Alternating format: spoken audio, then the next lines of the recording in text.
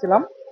তো ওর ফ্রেন্ড আমাদের ঢাকা বিশ্ববিদ্যালয়ের 25-26 সেশনের শিক্ষার্থী নিশাদ, ও আমাকে ফোন দেয়, দিয়ে বলে যে ভাই আমার একটা ফ্রেন্ডকে, স্কুলের একটা ফ্রেন্ডকে 25-26 সেশনের শিক্ষার্থীরা মারধর করতেছে।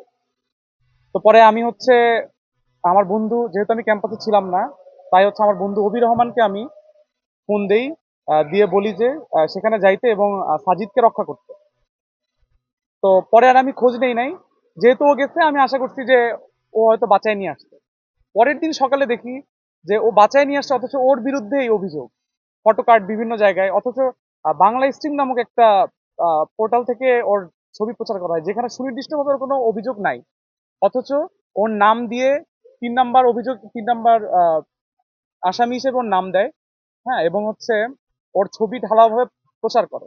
এখন এটার মানে মূল মোটিভটা কি, এটা আসলে আমরা জানি না। হয়তো বা এটাই হবে যে মতদার্শিক যে ভিন্নতা, এর কারণে। তো আমরা এই বিষয়টি ক্লিয়ার করলাম এবং পাশাপাশি তীব্র নিন্দাও জানাই যারা এই এর সাথে জড়িত। হ্যাঁ, এতটুকু বলার ছিল। ধন্যবাদ।